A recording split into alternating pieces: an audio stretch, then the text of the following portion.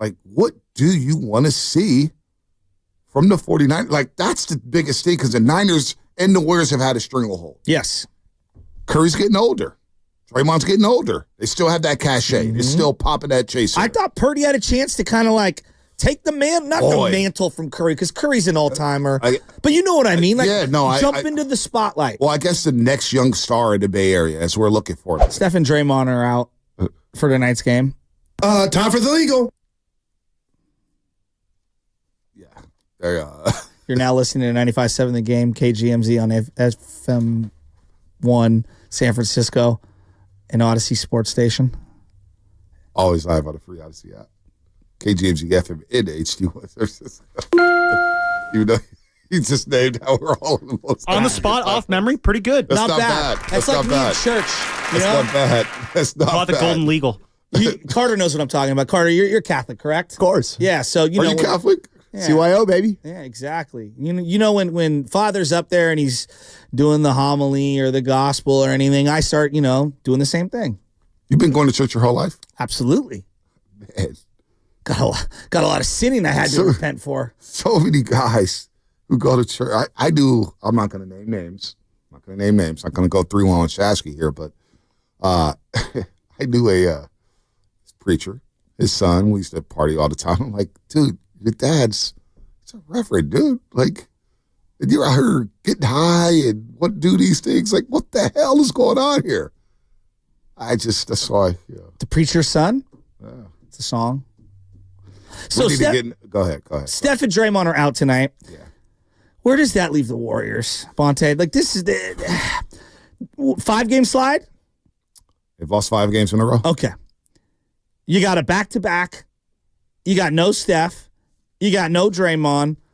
They got to get going here. They got to find a win. I mean, any one of these big losses where they've had a sizable lead at any point in the game just feels, I mean, looking back on it, it sucks. It sucks. They need to stop the bleeding, and I think they could be in for a big trouble here. What do they have to do tonight to stop the bleeding? Well, I think, I mean, we'll get there in a second because Houston's tough, and without Steph and Dre, I think that's the most important thing.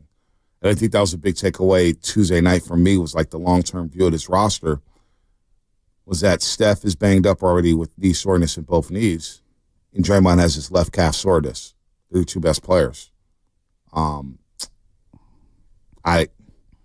That's tough. So I think it all starts with the update and what's going on with their injuries. So I think we should start there before we even think about the Houston Rockets. What they need to do, get some buckets, score in crunch time, play connected.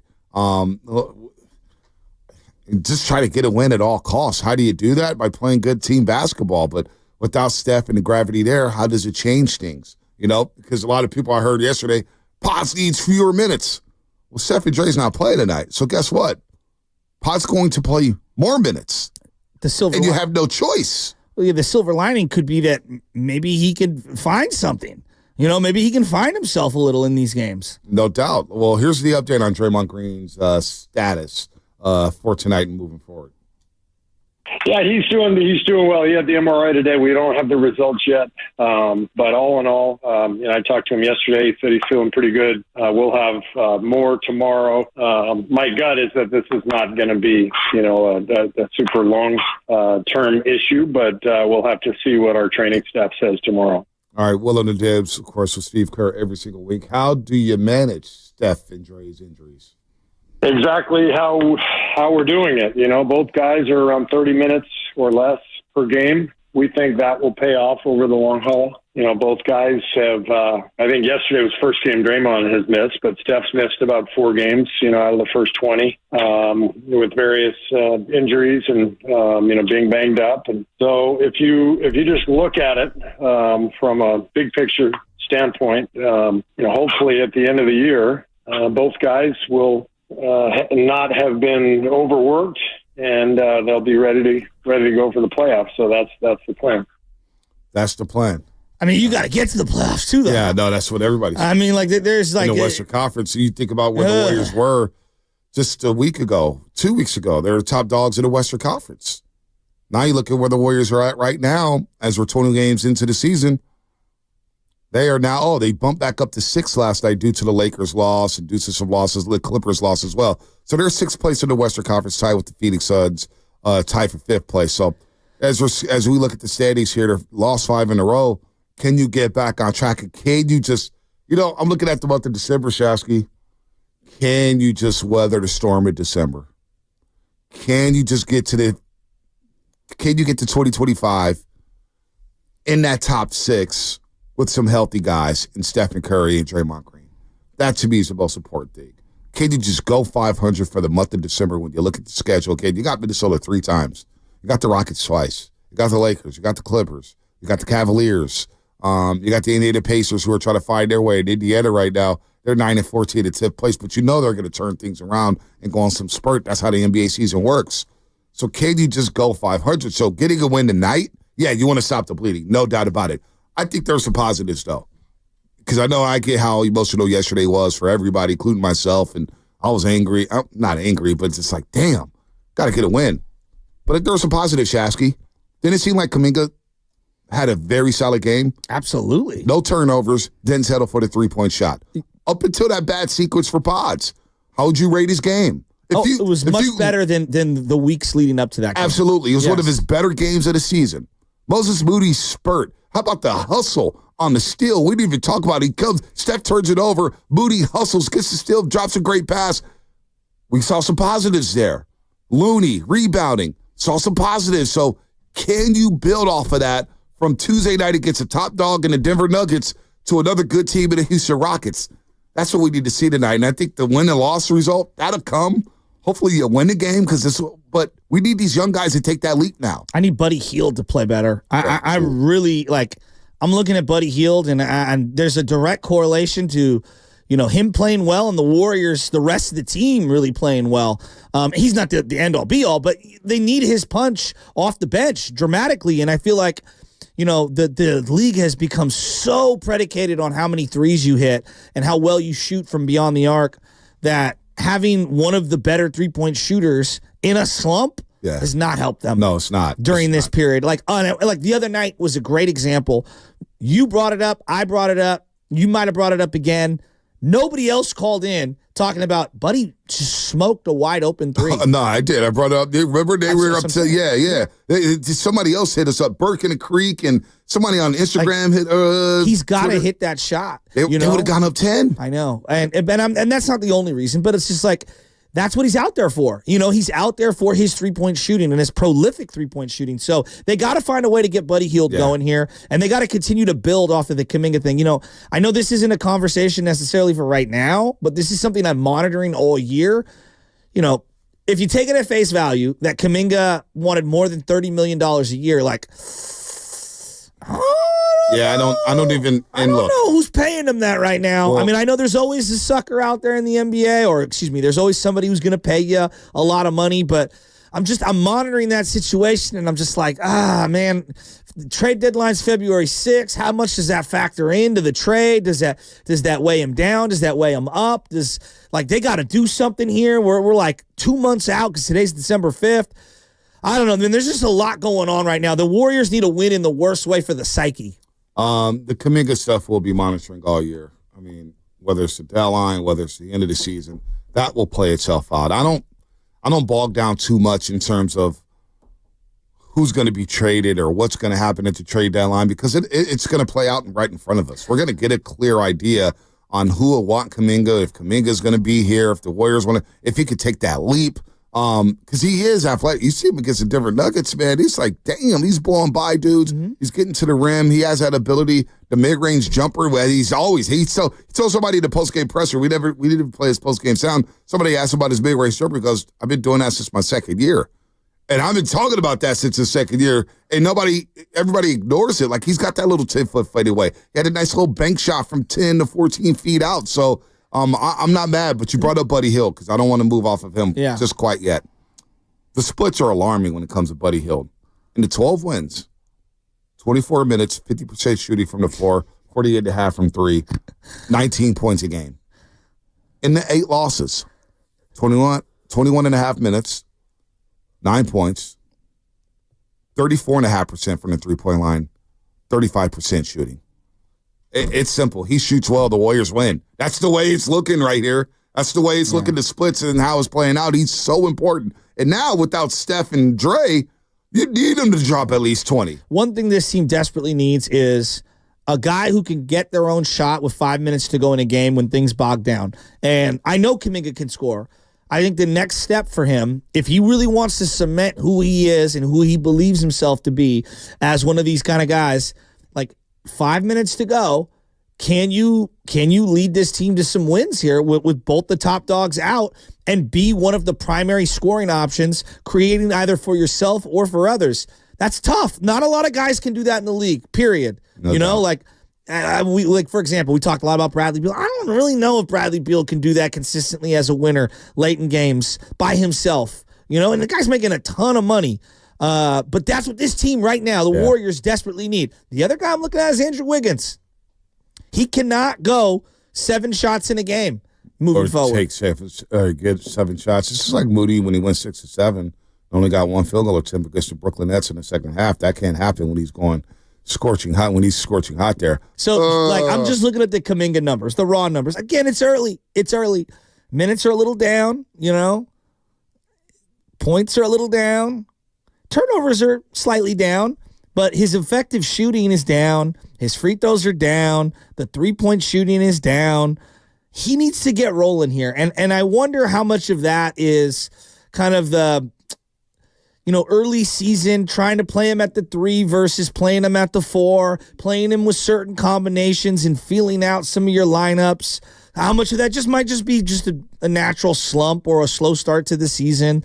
But they've got to get him going. And I want to see him get that total, at least the points total, up closer to 20, as he takes on a larger role. I'd like to see his minutes go up a little because I think with more minutes, then all of the usage numbers will fall in the line in terms of effectiveness. But I really do believe that right now is a big, key, seminal moment for Jonathan Kuminga for this season. Well, for his Warriors tenure, right? It feels like we're going to know if he's going to be a member of the Golden State Warriors long-term after the stretch. Could be. I have no idea, man, because it seems, he wants to start. Steve Kerr mentioned it at a presser. We know he wants to start. He started 5 games this year, and he's got to start against Denver alongside Kevon Looney and Andrew Wiggins, which I haven't thought about in just a second after hearing from Steve Kerr on Willard and Dibs yesterday right here on 95.7 The Game. JK probably is a 4 right now in terms of offensive basketball. Offensively, you want him diving to the rim. You want him putting pressure on the rim. I love his mid-range game. I think the guy's mid-range game can be really, really good. I don't like when he settles for the 3. He only took 2 threes the other night against Denver. Great. Hit one of them. Great. Getting to the free throw line, his free throw shooting has to get better. When it comes to free throw shooting, we've kind of lost the sauce on that one, as they're the worst team in the league of free throw shooting. Jonathan Kuminga, 59% for the free throw line. You can't be a guy that attacks the rim and shoot that low. That will impact the way you attack the rim. All of a sudden, you're shying away from the free throw line. You're saying, no, I don't want that. I don't want that at all. So, but another question, Willard Dibs, I thought it was very interesting. They asked him a question about Kuminga and Wiggins functioning together on the floor at the same time. Can they play together? Well, here's what Steve Kerr said about that. Well, it depends on who they're with, and that's part of the challenge of this year's team so far. Is we got a lot of moving parts, and obviously we've been playing so many people that we've got plenty of data on a lot of different lineups. But I think at this point we have a pretty good feel for who we want to play together and who we want to avoid putting together and that kind of stuff. But that's all part of coaching and especially this team.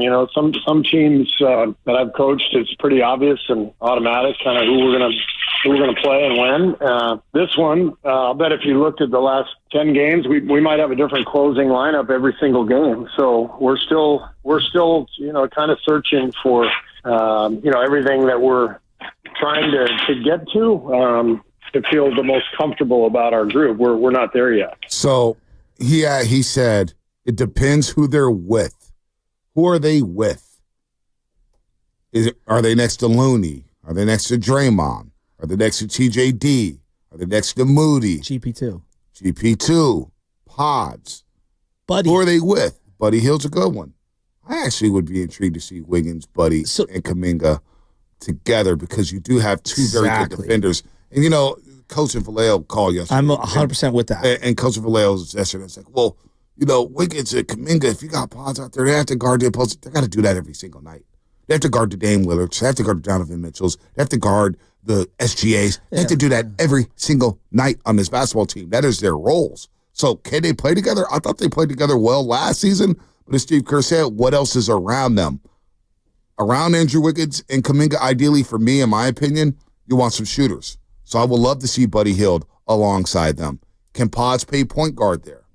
Can you get another shooter who could space the floor alongside Wiggins and Kuminga? Now, on the flip side the other night, I'm going to be very interested tonight if Wiggins does play. Kuminga and Wiggins, Wiggins only took 7 shots. You mentioned it before the break. Was that a byproduct of Kuminga having more volume for himself? Was that just a product of the offense that night? I don't have the answer to that question, but it's something I will monitor moving forward as long as Kuminga is starting next to Andrew Wiggins. Well, they were denying Steph late in the game. I'm just going late in the game. And Kuminga got the shot blocked by Jokic where he tried to attack the hoop. And I forget what led up to it, but Wiggins had the ball and just fell. Mm-hmm. And so he doesn't get a shot off there. So I'm assuming he's trying to either make a play for himself or make a play for others. I go back to this. Like, he's questionable, by the way. Andrew Wiggins, questionable tonight. With what? Right ankle. Impingement. Oh, my gosh. Is there anybody healthy? You got some minutes in you? You got out there and give him some minutes? No. You sure? So, it's like I'm listening to you about the Podz thing. Like, I get what you're saying in terms of those two have to guard perimeter guys no matter what. No matter what. But I think what Coach's point was yesterday, and I don't want to get too caught in the weeds on this, but like when it's Steph and Podz out there simultaneously, those are two poor defenders who people pick on and attack. No doubt. The same can be said for other guys on the roster. It's just those two, that combination is a defensive deficient combination. There's pros and cons, though, right? Because if you go to that lineup, and the con is, yes, defensively, you're going to take a hit. But offensively, if Podz is handling the ball, I'm not saying he's Draymond Green, but you got somebody who can facilitate in the half court. Now, whether or not you think he's a good facilitator, that's your own opinion. But offensively, you want Curry playing off the ball. You don't want him having that usage rate with the ball in his hands, unless you're running some pick and rolls late in the game, and you can run the two-man game with Jonathan Kuminga, which you saw at times. Curry dropped 11 assists the other night, and it was a great play, great clip from the other night where Kuminga sets a screen for Steph. The gravity of Steph Curry draws the double team. Kuminga dives to the basket, easy two-hand flush. Also, a couple other assists where Steph Curry was drawing the double teams there. So I get why Podz would start, but I understand where Coach is coming from. But no matter what, don't get it twisted. Wiggins and Kuminga are guarding the top dogs no matter what. And right now, without DeAnthony Melton, you don't have many choices. Well, are you going to play? I don't know what Pat Spencer is right now. Is he a three-point shooter? Can he handle the ball? I don't know if he's ready for an elevated role. Is it Lindy Waters III? He was completely out of the rotation the other night. He had his chance, and I think it's kind of coming past for the time being. So there you go. Doesn't it? There you go. This is a big moment, I think, for Kuminga. I really do. I keep coming back to him because he's probably the most desired trade piece that they have on their team. He's also the guy that I think intrigues Warrior fans the most outside of the top dogs on the team. I think we're kind of getting a feel for who TJD is. Like, TJD's a really fine player off the bench. Or spot minutes. Starter. Yeah. Okay. Right. I kind of feel the same way about Podz currently. That can change. Kuminga's a guy that, like, all right, I can envision him as an impact starter, but he's got to go out and play like an impact starter over multiple weeks. And I just, with the contract, with the trade deadline, I think there's just a lot brewing here. And I think this is an opportunity for him to show himself, like, I can be that secondary guy that you're looking for to close out games. And I think the important thing is, hey, JK, we know you could score in the meat of the game. Can you score down the stretch when teams are really keen on you? It's hard. No doubt. It is hard. But that's a lot to ask for a young guy, right? And I get it. He's been here for 4 years. And all of a sudden you're like, hey, come save us. Well, you got Stephen Curry right there. I just think they need to run if they ran a little more sets down the stretch, and I don't know if Willard Dibbs asked him about that, about maybe running more just like simplistic sets. Hey, we're going to do this. I want you down on the elbow right now. We're going to get you the ball in this spot, in this situation, instead of ready to react, because in crunch time, things do speed up. They're pressurized situations, right? So for a guy like Kuminga, it's like, oh, man, he hasn't had many opportunities in that situation to carry the load down the stretch, and now we're asking him to do that. But this team's looking for a number 2 option. Well, I think Wiggins is that number 2 option. Here's the deal. What's going on. Everybody keeps saying, well, they need a number 2 scorer, I hear you on that. I hear you. But I'm looking at Andrew Wiggins right now. He's giving you 17. He's giving you 4. Are we looking for 20? Are we looking for 25? Kuminga's down at 14. I don't think you're getting 25 from Kuminga. The bigger issue is, and you can't say anything about it. Everybody's scared to say it. You're scared to say the loud part out loud. Steph Curry's down to 22.5 points per game. Okay, so that begs the question. So if he's at 25, 26, we're looking at Andrew Wiggins as a second scorer, scored 17 to 18. I'm thinking, ooh, we got a second scorer. But Curry's down to 22.5 points per game. And so as he takes a little dip in points per game production, who else is going to step up with the points per game production to take that leap? And Kuminga hasn't done it yet. Melton's out for the year. Podz is trying to find his shot. So as we keep saying secondary scorer, I actually think, and Leroy's on the line, he just hung up, but he was talking about a big man. I think you need another big, and you just need a playmaker, a guy who could create for others and hit a wide open 3. Like Tyus Jones would have been perfect for the Warriors, the way he's playing down at Phoenix. I underrated him, but a guy like that coming off the bench who can play at a fast tempo. Isn't that what you want Podz to be? You do. But Tyus Jones has been in this league for like 8 years. We're asking a second-year pro to do this. Oh, I know, but I'm just saying what the team was trying to accomplish. I mean, right. I don't know. Like your point about Steph, like I think you're talking about the quiet part out loud. Like we're getting at the same thing here. Like, the team's going to have to alter how they play. You know how Kyle Shanahan's like a run-first guy, and as their personnel is kind of dictated with all the injuries and everything, you might have to throw the ball a little. Like, Juwan Jennings is a really good play. When you had Debo and Jennings and Ayuk and Kittle, it's like, hey, maybe we should go to more 3 wide receiver sets.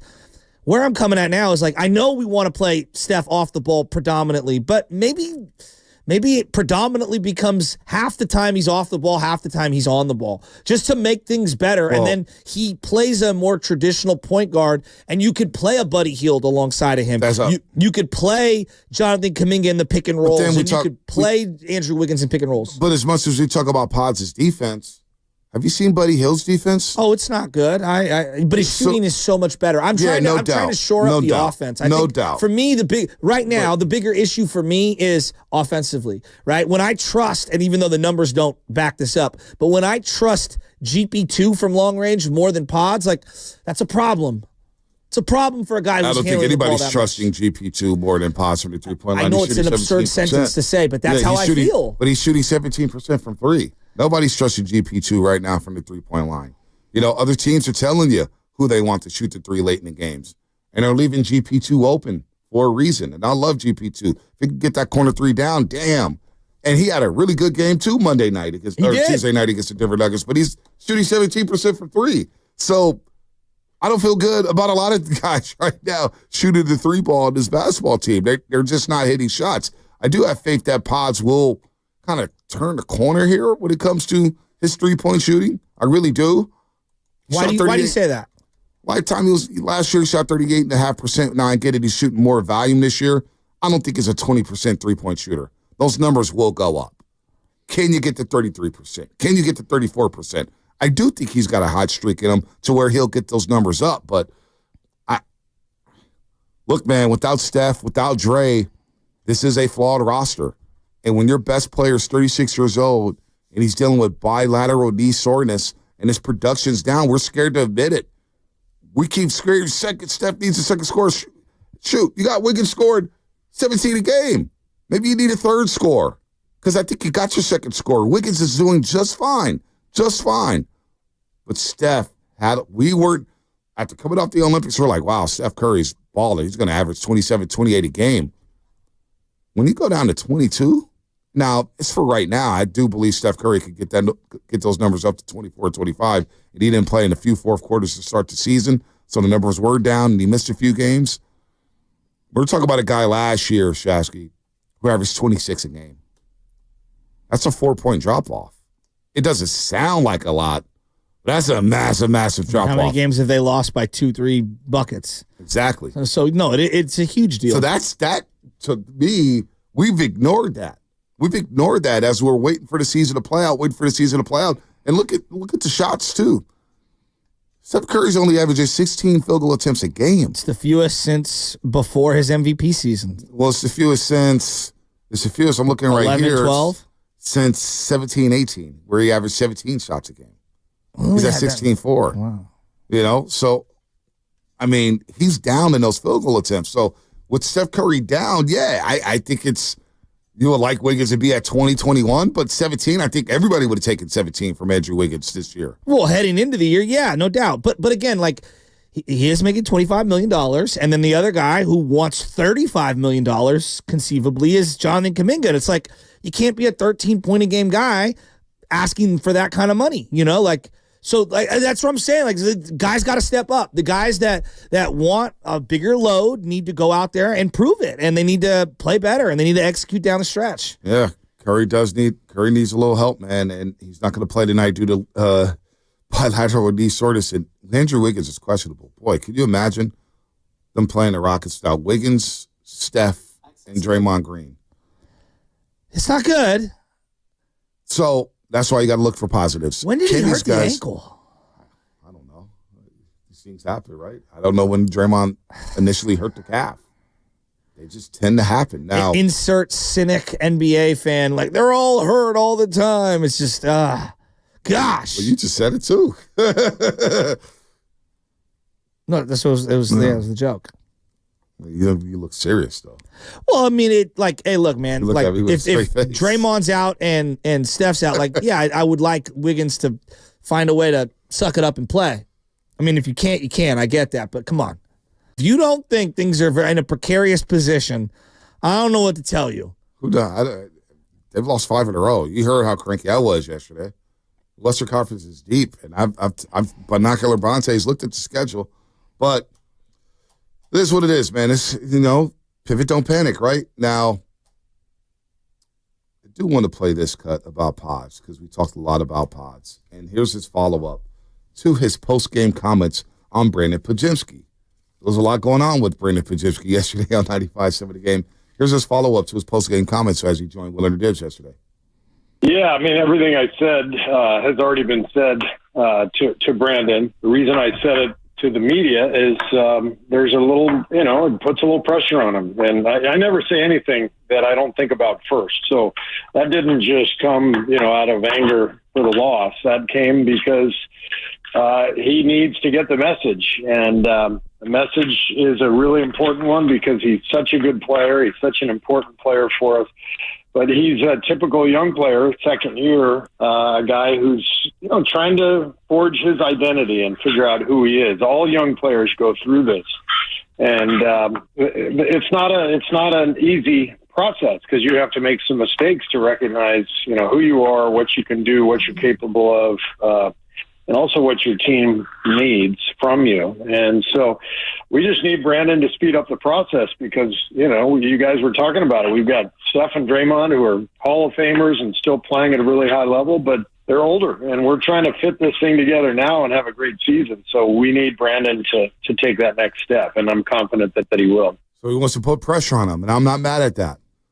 He needs Brandon Podziemski. This team needs Brandon Podziemski. I know a lot of people don't think highly of Brandon Podziemski right now, but I thought he was balling on Tuesday night against the Denver Nuggets, and then he had that tough stretch, and he doesn't play the last 5 minutes of the game. It is what it is, but you need his ball handling and what he does to connect it. Last year, everybody was high on this guy. Everybody was had Podziemski fever. Everybody. First team all-rookie team. He's connecting the offense. He's getting that ball out of there, playing .5 basketball. Now, if he can hit a couple shots, damn, here we go. Let's go.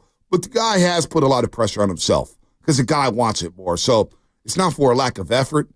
Look, he's got to get better, and he's got to leave the referees alone. That's my biggest issue right now. Not the shot itself, Just the referees, every call, you don't need to go have a conversation with them. I don't know where he picked that up from, but he'll clean that up. I believe it, and that's what Steve Kerr had to say. Now, here's what Steve Kerr had to say about how he – I want to get your thoughts on both of these cuts, Shasky, how he handles players in the media. Just get to know them and get a feel for their personalities and what's the best way to address each guy and is it just privately and never say anything to the media. I always approach guys privately first, but every once in a while I think it's using the media as a way to get the message out there and make it a real issue that can be a positive thing for some players. That's my gut here. I think it's really going to help Brandon in this case. Yesterday I mentioned how there was a deeper meaning to what Steve Kerr said Tuesday night. He knows that Brandon can handle that type of criticism in the media. He knows his players. He knows his personalities. We were just talking about this yesterday. You coach a different guy. You know you're going to hug a guy. Another guy you're going to berate because you know he can handle it. Well, some guys need loving. Some guys need tough love. That's where Steve Kerr's at with Brendan Fajewski because I don't know, as we talk about Jonathan Kuminga, I don't know if he could do that at the podium with Kuminga right now. I don't know if he could do that with the Moses Moody. I think Moses Moody could handle it better than many other players in this league. He knows Brandon can handle it. I'm not sure how Kuminga would handle that. Well, forget the young guys. I mean, I just look at how they've treated Draymond Green publicly versus how he talked about Klay Thompson last year pretty vocally. I do feel like there at times he's handled Draymond in a way that is confusing to me, and I'm sure a lot of Warrior fans. And then there's other times where it makes sense. Like, it makes sense that he would, employ the less is more because you're dealing with dynamite sometimes when it comes to Draymond Green. There's no doubt. And I think at the end of the day, like, they really need Podziemski to start playing better. They really need Jonathan Kuminga to start playing better, right? They need all these guys. Look at how they handled Andrew Wiggins the last 3 years. I don't ever remember the coach coming down on Andrew hard at any point. Do you? Different personality. Exactly. And also he was dealing with different things, right? It wasn't just on-court performance or absence or anything like that. Like there's personal stuff. So, no, look, this is the psychology of Steve Kerr, and this is where playing for Lute Olson, playing for Phil Jackson, and playing for various types of personality coaches, you understand how to connect to people. I mean, famously in The Last Dance, Phil Jackson understood how to connect with people better than anyone. Yep. And he knew that there was a way to talk to Rodman. There was a way to talk to Pippen. There was a way to talk to Paxson. There was a way to talk to Steve Kerr and Michael Jordan. And you couldn't coach them all exactly the same. No doubt. And that's what Kerr's doing right here with Podz. And he just told you that. So when I really thought about it and we were doing a show yesterday, I was like, you know what? He knows Brandon can handle it. He knows he's tough. He knows he's going to try to bounce back. He's going to be all right. He's going to be all right. Just less pressure, 20 games in. Now, he did talk about the sophomore slump, the whole sophomore slump. Where is that cut at? Here's what Steve Kerr had to say about that on Willard and Dibs. Brandon had a really good rookie year, came into his second year, and he's thinking, I got to do this, I got to do that. And he's just lost a little focus on what actually wins. And, for example, the fouling, the 2 3-point shooters, we can't do that. We've talked about this from day one of camp. Fouling jump shooters it leads to losses. It really does. I mean, you can see that stat in the league. You can feel it. Not just the free points. It's having to take the ball out of the net. It's getting to the bonus earlier. So, I think Brandon's trying too hard. I mentioned that in the press conference too. He's trying so hard to make a great play every time. And you can't do that. You can't play that way. So maybe he's just trying to justify everything from last year or Joe's comments or whatever.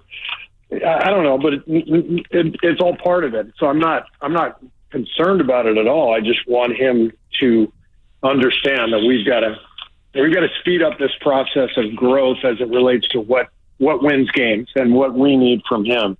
And that's part of what's happening right now. You know what? Against Houston, who has one of the best defenses in the league, and they put remember that on-ball pressure they put on the Warriors when they blew that 31-point lead? Well, now Podz is outside of slow-mo. Who else is going to handle the rock tonight? So you need to love up our Podz and hope he plays well tonight because he's going to be your primary ball handler against his team. I mean, who's going to handle Pat Spencer's going to get some run. I mean, you have to assume. Yeah, I mean, all that's hands not on great. deck. I'm not saying that all that's hands some on solution. deck. I'm just saying. No, it's all hands on deck. Here's the question, though. What does Podz need to do better? Like, I know you're talking about the referees and that. I think, to me, it's very simple. God, it would be nice for him to just knock down a couple of deep ones. There's no doubt. And then the other thing I would tell him is, when you get that deep into the paint, trust that little baby hook, that little floater, that little runner that you do. I know it's not the most effective, but a couple of those go in, and now that defense has really got to honor you when you drive to the hoop, and they have to collapse in on you. And I think that'll open up some of his passing lanes. There are times where that ball can feel so heavy psychologically, and you're wide open, and you take that extra dribble, that extra thought, and you just kind of doubt yourself. And boy, if he could just hit a bucket from the outside, hit a couple of runners, it's funny how things are contagious. Look at Buddy Hield. 2 weeks ago, Buddy Hield couldn't miss. Everything he's throwing up was going in. Now the guy can't hit a thing. That backcourt, I was ready to come in. Like, oh man, you should have Warriors backcourt. Podz and Curry outscored Murray and Brown 37-23. 15 assists from Podz and Curry. Oh man, they were rolling and didn't work out like that. But both those guys made great defensive plays at the end of that game. Jamal Murray had a beautiful strip on Kuminga's near dunk, and Braun got that loose ball and dove on it and called timeout. He did. Well, yeah. yeah. 888-957-9570 is the number. Anthony Slater's going to join us at 8:30. What is it that the Warriors need? Leroy at Oakland, he was going to call in. I guess he had to go to work, but he said basically the Warriors, he would like to see them have an established big man. Now, Loon's playing well. Loon's playing some good basketball, but a guy I'm looking at in Portland, Robert Williams, Time Lord. He's been playing for the Blazers. Now, he's had some injury history. How much you're going to give up for him? Do you want to give up a lot for him? Probably not, right? But he did make his return this season. And he's the type of big man I look at, I was like, damn, Warriors could use somebody like that. A guy who could play 15 minutes a night, could run the floor, block some shots. And we saw him in those NBA finals with the Boston Celtics. And boy, if he was healthy, we may have had a different series because that guy was that good. But he's only played this year he's only played in 7 games. He's averaging 10 and 6 in those 7 games and 18 minutes a game. So I don't know if that's the big man Leroy in Oakland was talking about. Not sure about that. Yeah, I would love to see them get another ball handler. I know a big is something that I feel like the Warriors have been asking forever. There are other names out there that have been rumored to be traded. Jeremy Grant's a name that I've seen on various NBA trade rumors. I don't know how much that really helps them. Contract, yeah. These are just names. I'm just throwing out names. Like Bruce Brown was a name that I know the Nuggets were inquiring about bringing back, right? Like, I don't really know how much that helps them. Like there's not a lot out there, right? If you're not talking about one of the more headliner type moves. Brandon Ingram is another name that I've seen on various websites. It continues to get, kind of thrown at the Warriors. Well, I don't know where that fits. Well, the Pelicans, I'm interested to see what they will do. Will they blow it up? Well, okay, let me throw a name at you that I don't Zion love. Williamson. What? Zion Williamson. No. I mean, like, a McCollum as like a ball handler guy. Like, McCollum, nah, I'm out on that. I am too. But I've seen that. I say no to that. And I say no to that. I'd be much more intrigued with Dennis Schroeder. CJ McCollum, absolutely not. He's very old right now. But I know it sounds. I know it's a bad deal. I don't love it. I'm throwing names at you. I'd rather go back to a name I brought up last year, and the 650 has brought it up and kind of sparked my mind. Kind of sparked my memory, I should say. I don't know. I don't know what I'm saying right now. 650, Kobe White from the Bulls. I would love that. And I wanted Kobe White last year. I wanted Kobe White. He's quick as hell. Oh, my gosh. First step, really good. Can hit the three. Him and Vucevic in a package deal, who knows? Because Vucevic is the type of center that can stretch the floor and space the floor and go out there and open up the lane for everybody. Schroeder's a name that we just saw in Brooklyn. I mean, so there's going to be a lot of names, but I agree with you. Playmaker and big are my top 2 things right now that they're missing. And D'Anthony Melton, this is where the D'Anthony Melton injury. Somebody said, what about Lonnie Walker? He's playing in Lithuania right now. You want Lonnie Walker? Lonnie Walker? What about West Oakland Sam? West Oakland Sam, what do you want? What do you want? Hey, my brothers. Hey, yo, so I drive for DHL, and my route is in Sunnyvale. So Sam just told me December 20th you guys are having the awards at the Laughing Monkey. It's literally on my route. Let's go. But I start work at 10 a.m. So are you guys going to be lingering around after this? Absolutely. Of course. Pull over for lunch? Absolutely. I'm going to pull over for lunch and get some chicken wings with you guys. Let's go. Absolutely. Here's my thing. I hate Pat Spencer's number. I hate seeing him on the floor. How about this then? Because me and my homie was talking about it the other day. How do y'all feel about an R.J. Barrett? I don't know what his contract is, but is he redundant to like Buddy R.J. Hield? Barrett. Can I ask you before you continue? Is he redundant? Yeah. I mean, He's no. not redundant to Buddy Hield. I'm asking. He's more of like he's like an Iguodala to me, in a sense. Just think about it. He's like an Iggy. He's a very smart player, and he can control the rock. I know we need a big man. That's always been our issue since Bogut. We haven't had nothing. Shout out to Festus. I know he's with you, Bonta, all the time. But I know we need a big man, a defensive force who could also but R.J. Barrett, just think about it. Well, I don't think I like R.J. Barrett, the player. He's a different player than obviously Kuminga and Brandon Ingram. The thing about R.J. Barrett that he does very well is get to the free throw line. He's got that big body, those broad shoulders. He's physical, and we saw him light up the Warriors last season. My thing is, Masai Ujiri and the Toronto Raptors are not getting rid of R.J. Barrett after they traded a haul for R.J. Barrett. I don't think they're doing that at all. Up there, Toronto. They're going with the full youth movement. He's from Canada. He's from Toronto, for crying out loud. So I don't see how any deal gets worked out for R.J. Barrett. But the name, you can laugh. Name the dude's giving you 24-6-5 right now. It's 24-6-6. I like him. And he gets to the free throw line, no doubt. But if you trade for him, you're just shipping out other guys who play his position. Yes. I don't know how much better you're getting.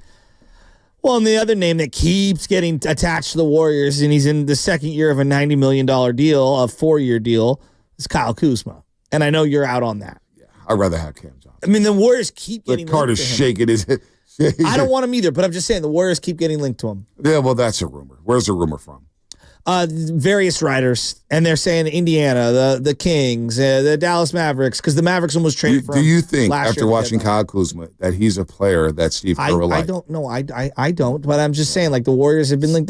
Look, at one point they traded for D'Angelo Russell, and I didn't think he would fit. Yeah, no, you didn't. They flipped him. That was just an asset. That was an asset move to get something for Kevin Durant. That was like, all right, forget it. Let's go get D'Lo. We're 2 months away from this deadline, and it feels like if the Warriors are going to make a move, I think they're going to be one of the first teams to make a move. Well, they have to. You got to strike quick. Exactly. Let's go to KC and Murray. KC, what's happening? Exactly. Gentlemen, good morning, man. It's been a while. I'm enjoying the show as usual. I'm going to have a little bit of a different take. I've brought it before, but the romanticism of Bay Area sports fans, Bay Area media, it wants the players to stay forever, to retire in the uniform, and it brings the team down. It happened to the Giants, and it's happening to the Warriors. We're thinking Wiggins is going to come back from his previous form. He hasn't. We're thinking Kuminga is going to step up and start being a big-time player. He isn't. We're thinking Podz is going to become a player he's never been. He's had, a half a year success at Santa Clara and a decent first year, but he's not the player these fans are thinking he is.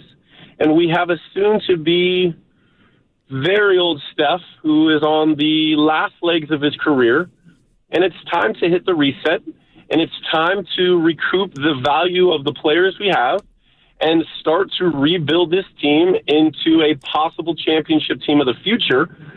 And if not, they're going to be a team in the lottery with no lottery picks because of past deals. It's time to hit the reset. It's time to get assets. Is it time to hit the reset? Is anybody subscribing to what KC and Moran has to say? 888-957-9570 is the number. Anybody subscribing to that? Am I the naive one for believing that they got one little maybe miracle run with Steph? Just one? Am I Am I grasping at straws? Okay. Yeah, they're rumors for a reason. I look at them. I look at MLB, NFL, and NBA trade rumors every day. And the reason why is because it shows all the transactions and who's in on what. No doubt. And various things. And there's like multiple articles linking the Warriors, among other teams, to Kyle Kuzma. And I'm like, really? Yeah, that's silliness. That's silliness. 888-957-9570. Casey and Marin just lit a match. And he just said, it's time to blow it up. 1 5-game losing streak. You know, I remember walking into the Bruce Mahoney game at Kezar Stadium. SISH. And I don't know what young man that was from SI. He knows who he is. We were walking for a minute, and he could not help but say, you know, Bonta getting these 3 guys, and got to say, man, replacing Klay Thompson did us justice. Boy, we needed to remove him. And now, Anthony Melton's hurt for the year. Slow-mo's trying to find his way within the system. And Buddy's in the slump. So, you know, I don't know where we're at right now, but Buddy's got to get going. Kuminga's got to continue to play well. Podz has got to step up. There's no doubt. They got to start winning some basketball games here. And I'm just thinking, before we start blowing things up, I do want to know, though, it is Sports Talk Radio, 888-957-9570. I'm here to listen, and I will not cut anybody off. If you think it's time to blow it up, unless it's then BPA. Go ahead. No, BPA is just, he's out of his mind. Just says nothing. BPA. I think Soros is a bad defense corner. But no, listen. It's going to be a tough December. Okay. It's going to be some up and downs in this month of December. So if you could just tread water, stabilize this roster, win a couple games here and there, and go into January in the top 6, that's what you want to do. Just be in the top 6. Now, 925, it's kind of stole my thunder here. Elfrid Payton dropped 21 assists for the Pelicans and got cut. Maybe you want a ball handler? Elfrid Payton can't. I don't know what his shooting numbers is right now off the top of my head, but he's a ball handler. I don't know. Maybe you sign him to a 10-day. I don't know. But I'm not ready to panic and blow this thing up right now. But you're asking why people are like losing their minds or whatever. Well, I know why people are losing their minds. But also like I've been in this business for 8 years. No, but this is also like the stock market, like other things in life. You know, price goes up and down. You yourself, you know, yesterday's price isn't today's price. In the words of the great, you know, American poet, Too Short and Jay-Z, it was all good just a week ago. Oh, you're playing Jay-Z now? It was all good just a week ago. A week ago, I had a healthy Steph Curry. A week ago, I had a healthy Draymond Green. A week ago, I thought Podziemski was going to turn it around. A week ago, it felt like Buddy Hield was on fire. Everything he threw up was going in. A week ago, me and you were going to fight one day. A week ago, the Nuggets weren't looking as good. A week ago, the Warriors didn't blow 7,000 leads. A week ago, a lot of things changed. No. A week ago, Brandon Allen was quarterbacking the Nuggets. I had to hang up on my daughter. She just woke up. She can't wake up to that energy. Yeah, it was all good just a week ago. No. And then you know what? Me and you are going to fight. fight a couple times.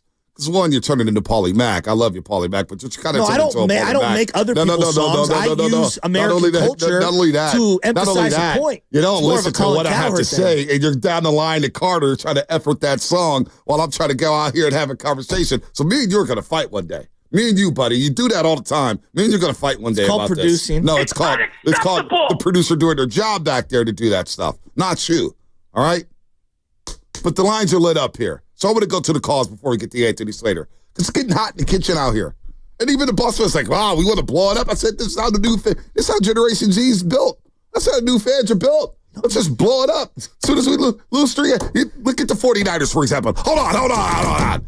Look at the 49ers for a second. With 4 NFC championship games last 5 years, 2 Super Bowl appearances, and all of a sudden we want to fire the damn coach because we're having a tough year with all the injuries and all the personal tragedies. People want to fire the coach. Just a couple people say something. Oh, no, not a couple people. You've hit it at Belichick, the whole damn internet, everybody calling this station. So many people have talked about firing. Well, you had Mike Fleury on yesterday saying maybe Shanahan just needs a break. Well, maybe he's overworked. Like, you know what I'm saying? We're not built for this anymore. What happened? I belong in the 70s and 80s when things are tough. The Giants were going through a rough patch, and you said you wouldn't watch a Giants game all year. No, it's because of the way they built the team, and I knew they sucked. And what happened? They sucked. But you weren't strong enough to endure it? No. And come out on the other side tougher? I watched every game, and I was like, what am I watching? I might as well go watch my Baltimore Orioles. We go watch my New York Yankees. People Magazine, you're one of us too. No, okay? no. Don't put me in that boat. No. You're not above the fray. No. As everybody's blaming Podzinski, I'm saying, well, he didn't play the last 5 minutes. You had the Niners getting Kirk Cousins after a quarter and a half. No, I said no. I did not. Context matters. Oh, Context matters. You got to read, buddy. You got to read. I said Kirk Cousins is on the table if Brock Purdy doesn't pull it. And you think I'm lying? The broadcaster of the 49ers is saying, put in Sam Darnold. This is what we do. No. That's what we do. So stop. Don't put it on me. That was legit. We're throwing Kyle Kuzma's name out here this morning. The Denver gosh. Broncos traded everything for Russell Wilson, and within like 5 months, immediately regretted it. And you know what? Deshaun Watson was traded for the largest haul in the history of the game, and almost immediately everyone said it was horrible. Like, that's what happens in life.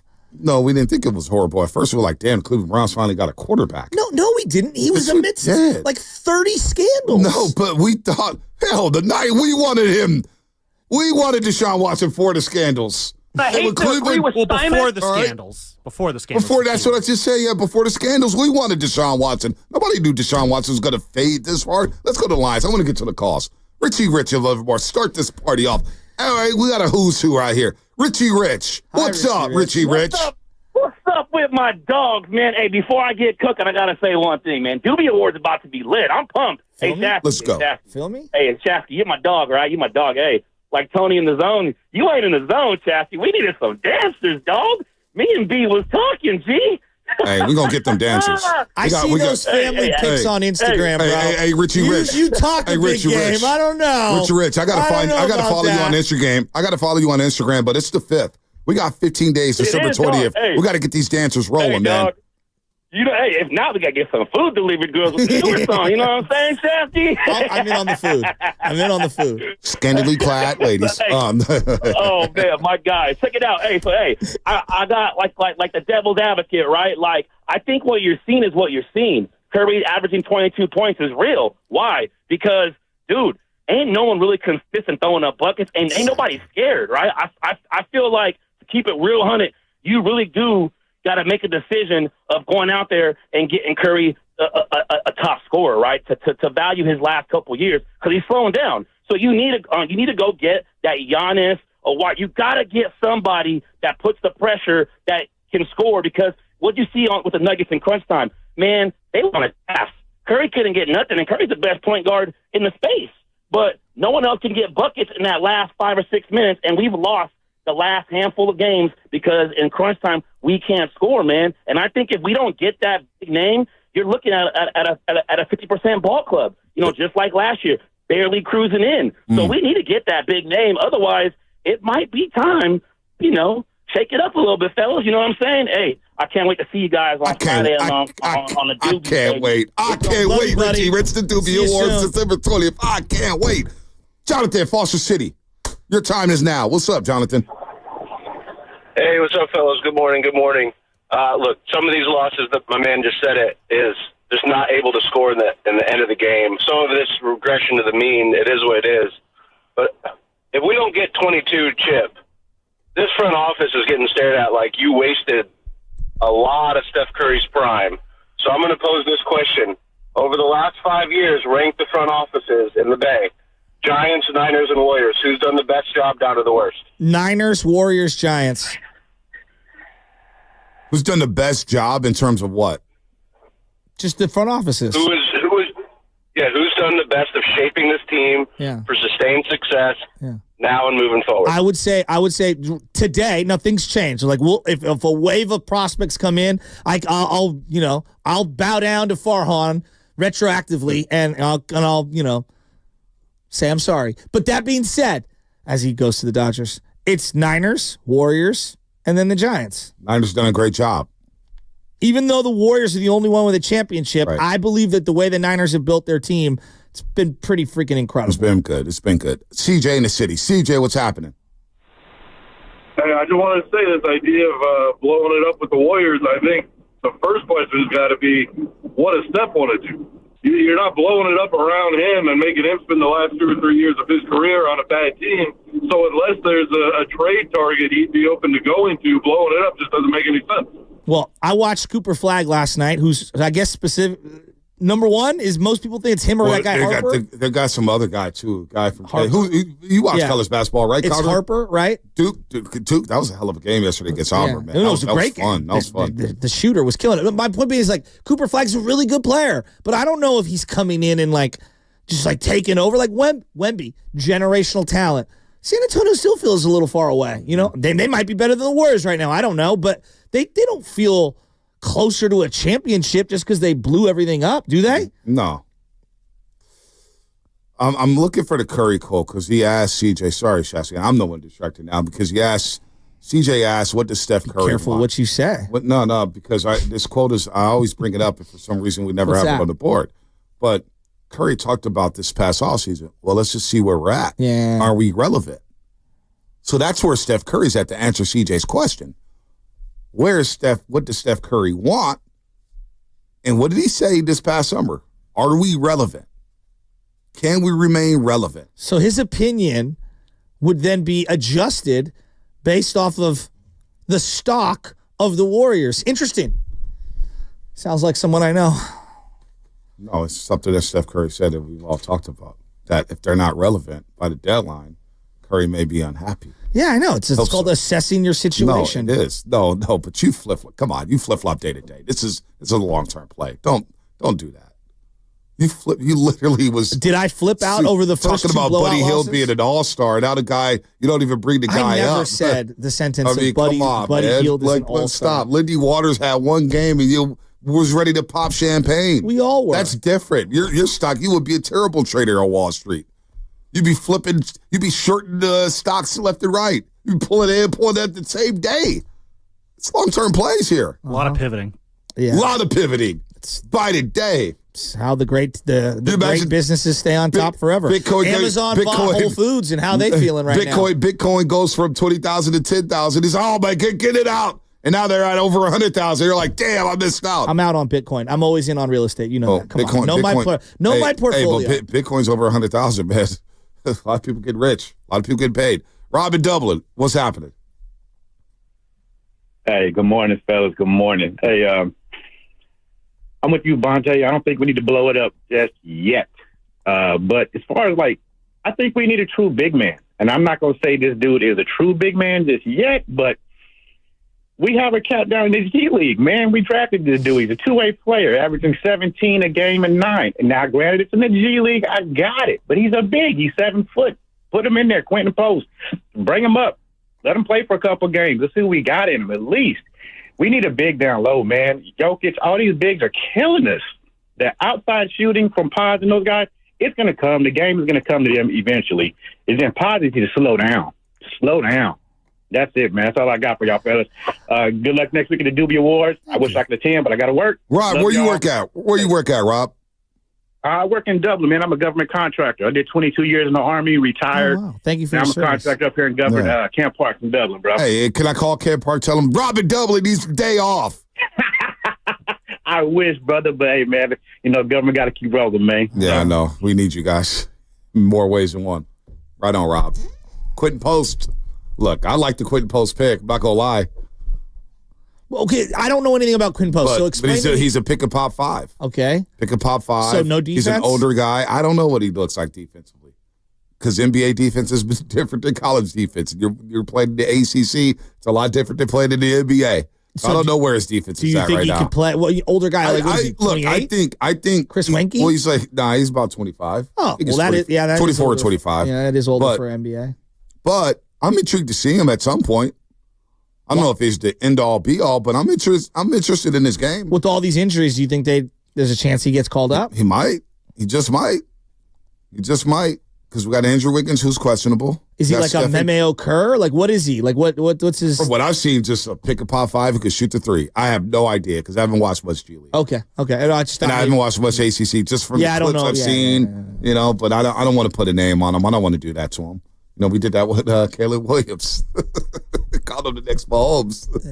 No one He's said good, he was though. the next. Oh, my God. Oh, my God. Stop. We said his mannerisms remind us of that. It'd be like if you saw a kid swinging the bat the way Julio Franco did. You say, wow, your mannerisms remind me of Julio Franco. No one's saying you are Julio Franco. Oh, my God. You didn't say that, but I digress. If you shoot free throws like Bill Cartwright, I'm going to say, wow, your mannerisms remind me of Bill Cartwright. You didn't do that. The over the ear. I love how the story changes over time. Well, I mean, the context matters.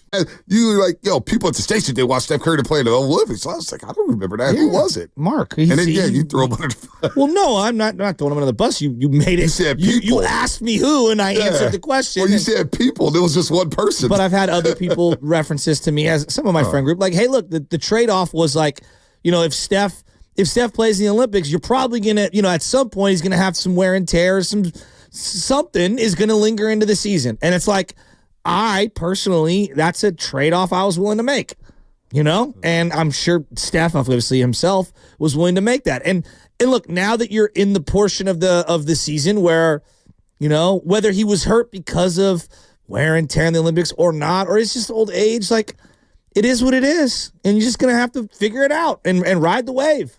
I didn't even think about that. I didn't know Mark Willard didn't want Curry to play in the Olympics. I had no idea. I just think he was reluctant of, it was something to the effect of like he didn't want his players playing, not for his team, which I think on the surface makes a lot of sense. But when I look at like Steph Curry and his career, the one hole of a basketball career was probably like he did stuff in college, he did stuff with the Warriors. It's got All-Star game stuff, like 2 MVPs in the All-Star game. Got the shootout stuff. Like this is part of the career arc, you gotta have some USA moments, and it was. For many people, is one of their favorite Steph moments. I'm going to say, hey, Mark Willard, I respect your take. I'm Bonta Hill. I just didn't know you had that take. I didn't know that. I'm sorry, Mark. I'm not trying to rip takes. They're opinions. How you feel is how you feel. Yeah, how you feel is how you feel. Like I felt like wearing a sweatshirt today. Oh, my God. Stop being so sensitive today, man. We're having fun. Oh, man. We need some wins around here bad. That's what it is. We need some wins, and we need some other things to happen. Because we are tight around here. Attention. Whoa, tight. We need to win. Feel like Tuco in Breaking Bad. Tight. Blue, yellow, pink, I don't care. You know what I'm talking about with that. With Tuco in Breaking Bad. I smile a little bit, man. I'm good. Smile. You look so serious, man. I'm like, whoa. Warriors lose 5 in a row. Oh, my gosh. Jeez Louise. Where do we go I here? feel great. How can I make you smile? How can I make you smile? I feel so good. I'm a little hungry. I had half of an orange, a navel orange. Yeah. I got it all over my hands, which, now I got sticky orange stuff all over my hands, and I'm good to go. Here, let me make you smile. I'm going to make you smile. I think this will make you smile. They're a fun little team to watch. When they're making threes, they're tough to beat. But I told you, I don't believe in the Warriors, but they're cute. They're fun to watch. Steph is obviously on the... What makes you not believe in them? I just don't think they have enough talent. They got a bunch of Jags. They got Steph and a bunch of Jags. Just guys. Just a guy. And they don't have enough star power. Can I make you laugh again? We just got a text from the Comcast business text. I'm just here to make Shasky smile. Thank you, Bonta. I need you to smile, man. You're killing me right now. 650. Sam Darnold is better than Purdy. Doesn't that make you smile? This year he might be. Let me make you smile, man. I mean, he might be. But don't tell that to David Lombardi, because somewhere David Lombardi. No. See, we've been on the show for a while now. What I'm learning. So you're allowed to call people out? No. I call people out every now and then. I haven't called people out in a long time. I don't name them. That's how I call. I just don't name them. They don't need to know their names. They don't deserve that satisfaction. That heavyset guy with no rings on TNT. Screw him. Oh, Charles. I'm not going to let you know who that is, though. No, Charles Barkley's fine. I don't screw. Charles Barkley's great. I love Charles Barkley. He told me. You know what Charles Barkley told me? What did he tell you? Back in 2019. What did he tell you in 2019? Young man, that's the best question somebody's ever asked me. Oh. Warriors lost game 4, and I did not care because Charles Barkley told me I asked him the greatest question he's ever been asked. It's not like Barkley's ever exaggerated or lied on radio or television, but nonetheless. See, here comes a high-level hating. What was I gonna say, man? I'm just trying to find what was high level hate, man. But Barkley's been hating on the Warriors for over a decade, and so like I would just say to him, like, Chuck, like, here's the deal. We know your setting is automatically you don't believe in the Warriors, and that's fine. Eventually, you'll be right. You will. You say it long enough, eventually you'll be right. What I was going to say was that we're Lions. We're Lions in the sports media game. Shasky, you and I were Lions. Rawr, rawr. What? Rawr. We're Lions. No, we're not meows. What? We're not little meow meows. We're rawr. I just watched Lion King. Yeah. So does that make you Mustafa? No, we're just Lions. We're just both Lions. Mufasa. What did I say? Yeah. You said Mustafa. Oh. He's safety for the Niners. I mean, geez, I can't even get it right. Listen, we're Lions. We don't need to worry about the sheep and call them out anymore. They're worried about us. That's why. That's why your boy like who's covering the 49ers. That's why. What'd you say? Oh, I was talking. I couldn't hear you. I said you sound like Tywin Lannister. Oh, all right. We're Lions. Lannisters. We're Lions. We always repay our debts. Yeah. So what I'm saying is, guy who wants to say that everything's great with the 49ers, we don't care. And that's why I deleted my tweets and said, you know what? I don't need to punch down anymore. Let the sheep be sheep. We're Lions in the game. Well, you might be. No, you were too. I'm probably more like get Snatch Shasky. No, see, you need to give yourself some more credit. Matata? What was it? Give yourself some credit, man. Simone and Pumbaa. Simone and Pumbaa. That's me and Carter. You see this? You guys are missing this. I'm trying to pick my guy up on a foggy, gloomy, well, actually it looks like the sun's breaking out, on a Thursday morning, and he can't even accept it. You're with me, big dog. You're a lion. People ask about you just as much. They don't even ask about how I'm doing. How's Shasky? They see me. So, Bonta, how's Shasky? They want to know about you. I'm a likable guy, you know? You're a lion in the game. I mean, you know, you're a lion. Behind every great king is a great army. And, I'm one of your generals. If I'm Fred Warner, you're Dre Greenlaw. If you're Patrick Willis, I'm Navarro Bowman. Come on, man. Consider myself dynamic duo. Brooks. I'll jump off sides every now and then. See, you're doing it. I'm trying to pick you up. That's all. We're going through some turbulent times in the Bay Area with our sports teams, but it is the holidays, and you love Christmas. You said this to me about, I don't know, a week ago. What did I say? Well, you were like foreshadowing. You were like, I don't know about this Warrior team. This is off air. Right, this is off air. You're not you're not supposed to bring the off-air stuff to the air. Off the record. I'm trying to keep it real. As the kids say, a hundo. I'm sorry, Bonta. The amount of times you brought up stuff that I said on show calls, whether I actually said it or not. Exactly. No, that's a lie. Off-air stuff. That's a lie. No, that's a lie. That's a lie. You misspelled King. It's spelled kettle. That's a lie. Kettle. That's a lie. I'm not crushing for it, but no, let's just be real here. Sometimes the off-air stuff. We bring the show call. The show call's not off-air. We bring up show calls all the time. That's not off That's what's limits. said on the show call, though. When I say off the record, that means off the record. When have I ever disclosed anything that you told me off the record? I'm not going to go there, but continue. I have never done that. No, just continue. I don't want to derail the show. Continue. I've never done that. Just continue. There's even Lubman's laughing back there. Where's the cap? Where's the cap? Just explain the story, what I told you last week, because now I want to hear it. Said, hey, look, there's an opportunity here for one of these teams. Like the Niners they're in a little rut right now. People are kind of emotionally drained by the Niners. I'm the Bay Area sports fan. Like the Warriors, it felt like they were going to capture our hearts for this year. And now we're in a little slide, and we'll see where it goes. You know, like, who knows? Like, who knows with the Warriors? They could come right back and be at the top, right? But, like, if you were asking me, like, what team has the biggest opportunity to kind of grasp everyone, a part of me wants to say the Sharks. Like, that's number one, which I thought was almost impossible to say, you know, a couple of years ago. 6 months ago. And, like, there's another side, it's like, hey, man, with everything going on down in L.A. with the Dodgers, and I know that we're looking at the Giants like, come on, man, do something, like the meme with the stick. If the Giants just, like, if they're just competitive and, like, close to the Dodgers this year and find their way in, the David Goliath story, they could honestly, and I mean this dead serious, with the new management group and everything that's going on, like, I know the Giants felt so much beneath the Warriors and the Niners over the last few years.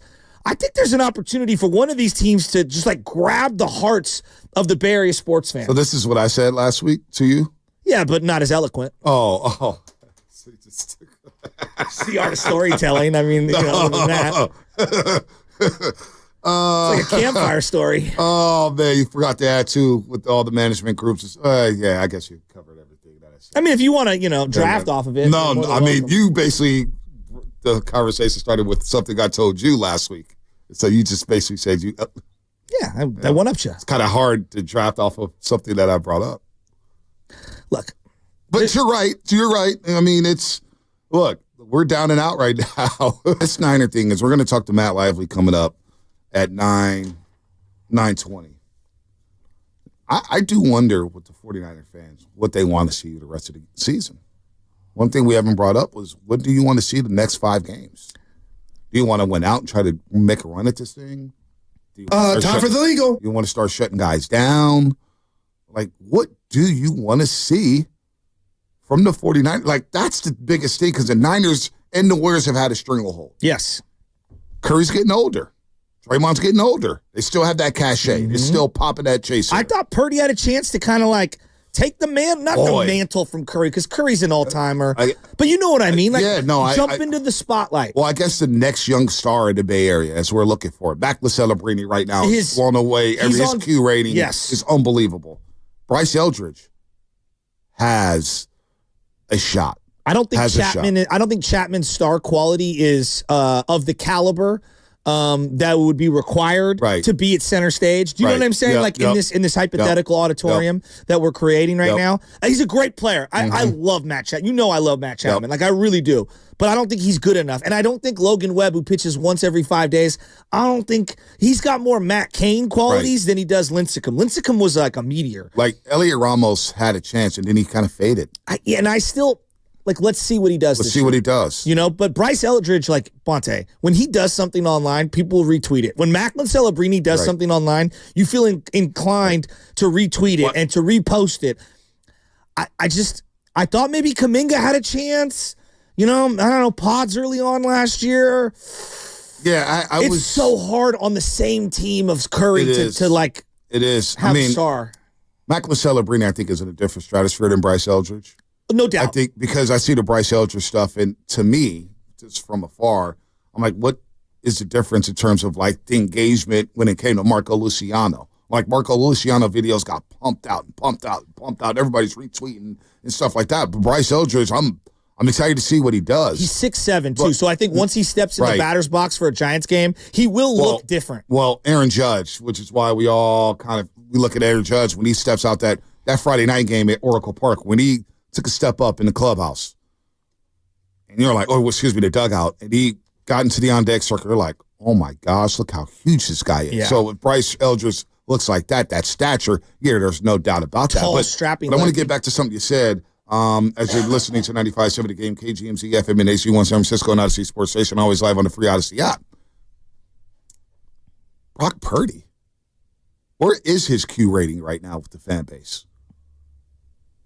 As a fan base, as an audience, where are we at with Brock Purdy? I think we want him to be the quarterback next season. I think he's going to get extended. I have no problem with him getting extended, but the belief that he's our guy for the next 5 years. It's not as I don't know. I don't know if people I don't know if people feel like they felt like they did. Maybe it started to fade after the Green Bay game. I have no idea, but it feels like his Q rating that was as high as like coming into the season. Well, CMC, I don't know. Think about CMC. CMC was, I believe, the most popular player on the team. That's my personal opinion. I could be wrong. Approval rating through the roof. Nobody had a negative thing to say about him. It's hard, though, to be a mega superstar at running back. Yeah. It just is. Like, in this market in particular. Like, Frank Gore was a quote-unquote star, but, like, come on. Frank didn't really talk much. And CMC don't really, he doesn't say anything at a podium. When you're the quarterback, you're the quarterback. We already see Purdy on a million commercials. I hate saying, like, his opportunity came and went. But it does feel like he had a chance. If they just win, he didn't even have to play any better than he did. If they would have just beat Mahomes, Bosa stops Mahomes on the 4th and 2. I think the whole thing changes. This whole year's a pass. He beat Mahomes. We got our Super Bowl. He was the guy to get it. All the stuff plays out exactly the same. And I just say, we got Super Bowl champion Brock Purdy. Like, think about how things change. I think about that all the time with Kaepernick. Yeah. Forget the kneeling and all that. I'm talking about just winning the Super Bowl against the Ravens. Jimmy. I watched the videos yesterday as various beat writers were posting videos about Brock Purdy throwing the football, and it was just coming out funky. And I'm like, it feels like just so many people. I get so many texts every day about, man, Brock Purdy ain't it, Bonta. Brock Purdy ain't it. I'm like, where was this energy 6 months ago? Where is it 3 months ago? He hasn't played as consistent. Can we acknowledge that? No, he hasn't. He hasn't, but we were afraid to say that for so long. And you look at the last 3 games, and you look at what's going on with Ricky Pearsall, you hear what George Kittle has to say about the lack of targets, and you look at where the passing game is right now, where everybody's kind of ridiculing the passing game and saying that, man, they don't really throw outside the numbers. And last week they led the NFL with 7 screen passes in that game against Buffalo. All they did was throw screens, it felt like, in the pass game. And I get it, it's snowing.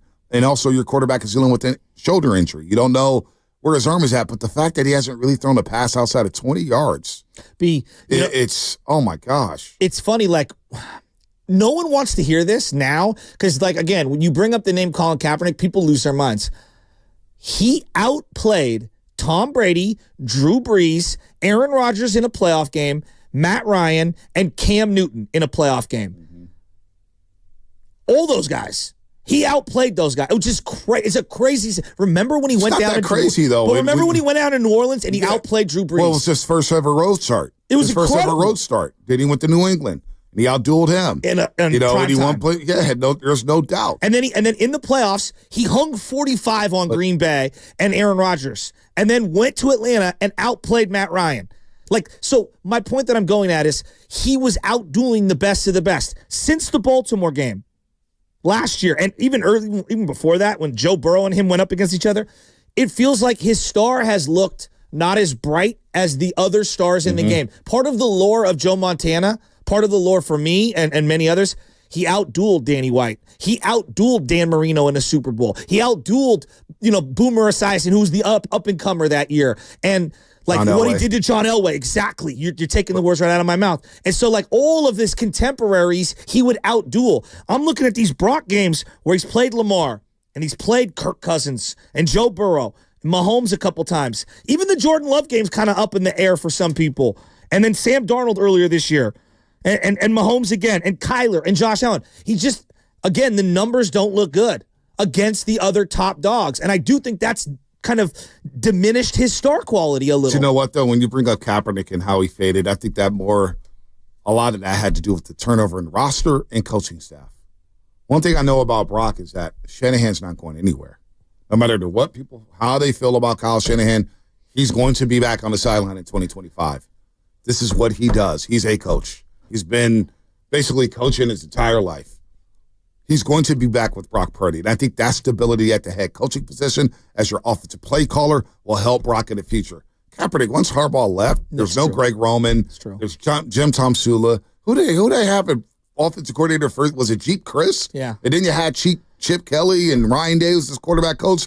The turnover in roster and coaching staff did Kaepernick in more so than and his play too. His play did sputter. There's no doubt about that. But I wonder if he had a coach that just wrapped his arms around him. Like I always thought, man, what if Shanahan just said, you know what, we're going to ride with Cap for 1 year as we rebuild, because they ended up trading for a quarterback that season with Jimmy Garoppolo. Nobody ever brings this up, and I get it was time to move on. Trust me, it was time to move on. Like, I believe it was time for the Warriors and Klay Thompson to part ways with each other. I understand everything about that. Now, I miss Klay, but I understand the business of it. And I understand everything that went down with that. If Kaepernick had played one season with Kyle Shanahan in all the zone action and get the quarterback out on the perimeter with the boot action game, I always wondered what it would have looked like. Could Shanahan and Lynch have saved Colin Kaepernick? We'll never know. Probably a lot of people say, no, he can't play in Shanahan's system or whatnot, because I still think he had a lot of being on the bones. And obviously when the political stuff started happening and him fighting for social justice and all the stuff that came with that, the NFL is like, we can't have this guy. We can't have this guy in the league. So I just wonder. The one thing like about Purdy early on, he did outduel early, like a lot of great quarterbacks. He did. Like the first start against Tom Brady, he looked way better than Tom Brady in that game. Way better. And I'm just saying, these recent ones against these top dogs, he hasn't looked as good. But to your point about as long as he's paired with Shanahan, You do feel good about it. Yeah, that's what I'm saying. You do. So, You absolutely do.